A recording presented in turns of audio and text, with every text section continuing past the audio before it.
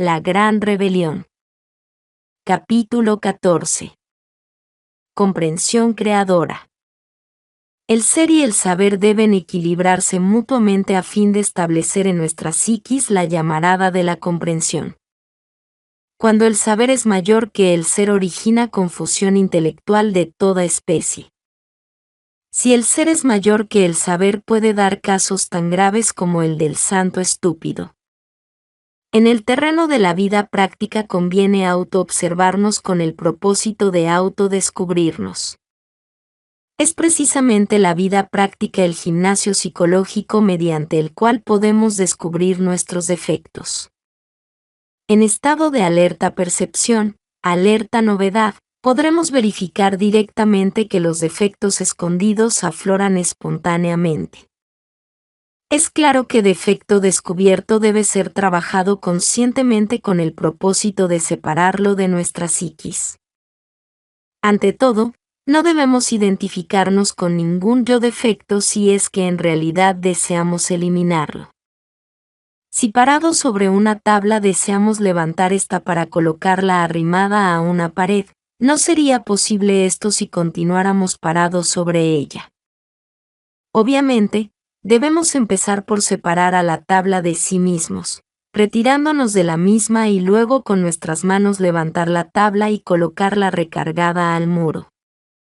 Similarmente, no debemos identificarnos con ningún agregado psíquico si es que en verdad deseamos separarlo de nuestra psiquis.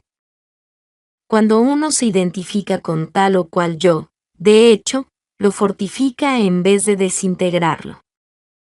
Supongamos que un yo cualquiera de lujuria se adueña de los rollos que tenemos en el centro intelectual para proyectar en la pantalla de la mente escenas de lascivia y morbosidad sexual. Si nos identificamos con tales cuadros pasionarios, indubitablemente aquel yo lujurioso se fortificará tremendamente. Mas si nosotros, en vez de identificarnos con esa entidad, la separamos de nuestra psiquis considerándola como un demonio intruso, obviamente habrá surgido en nuestra intimidad la comprensión creadora. Posteriormente podríamos darnos el lujo de enjuiciar analíticamente a tal agregado con el propósito de hacernos plenamente conscientes del mismo. Lo grave de las gentes consiste precisamente en la identificación y esto es lamentable. Si las gentes conocieran la doctrina de los muchos, si de verdad entendieran que ni su propia vida les pertenece, entonces no cometerían el error de la identificación. Escenas de ira, cuadros de celos, etc., en el terreno de la vida práctica resultan útiles cuando nos hallamos en constante autoobservación psicológica. Entonces comprobamos que ni nuestros pensamientos, ni nuestros deseos, ni nuestras acciones nos pertenecen. Incuestionablemente, múltiples yo's intervienen como intrusos de mal agüero para poner en nuestra mente pensamientos y en nuestro corazón emociones y en nuestro centro motor acciones de cualquier clase. Es lamentable que no seamos dueños de sí mismos, que diversas entidades psicológicas hagan de nosotros lo que les viene en gana. Desafortunadamente, ni remotamente sospechamos lo que nos sucede y actuamos como simples marionetas controladas por hilos invisibles. Lo peor de todo esto es que en vez de luchar por independizarnos de todos estos tiranuelos secretos cometemos el error de vigorizarlos y esto sucede cuando nos identificamos.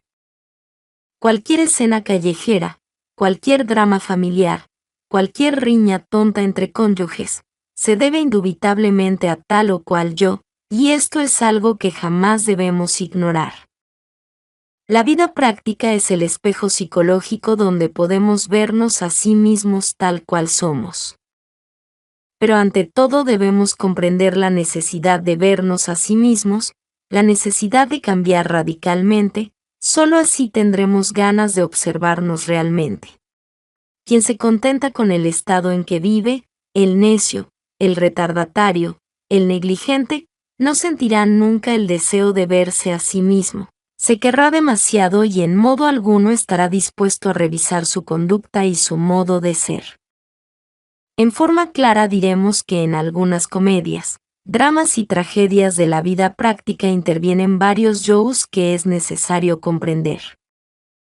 En cualquier escena de celos pasionarios entran en juego yous de lujuria, ira, amor propio, celos, etcétera, etcétera, etcétera, que posteriormente deberán ser enjuiciados analíticamente, cada uno por separado, a fin de comprenderlos íntegramente con el evidente propósito de desintegrarlos totalmente. La comprensión resulta muy elástica, por ello necesitamos ahondar cada vez más profundamente. Lo que hoy comprendimos de un modo mañana lo comprenderemos mejor.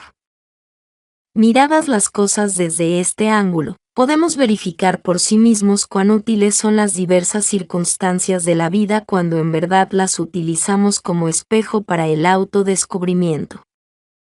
En modo alguno trataríamos jamás de afirmar que los dramas, comedias y tragedias de la vida práctica resultan siempre hermosos y perfectos. Tal afirmación sería descabellada.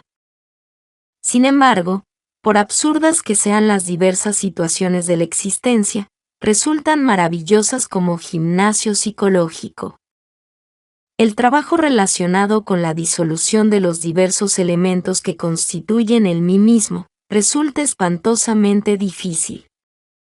Entre las cadencias del verso también se esconde el delito. Entre el perfume delicioso de los templos, se esconde el delito. El delito a veces se vuelve tan refinado que se confunde con la santidad, y tan cruel que se llega a parecer a la dulzura. El delito se viste con la toga del juez, con la túnica del maestro, con el ropaje del mendigo, con el traje del Señor y hasta con la túnica del Cristo. Comprensión es fundamental, más en el trabajo de disolución de los agregados psíquicos, no es todo, como veremos en el capítulo siguiente. Resulta urgente, inaplazable, hacernos conscientes de cada yo para separarlo de nuestra psiquis, mas eso no es todo, falta algo más.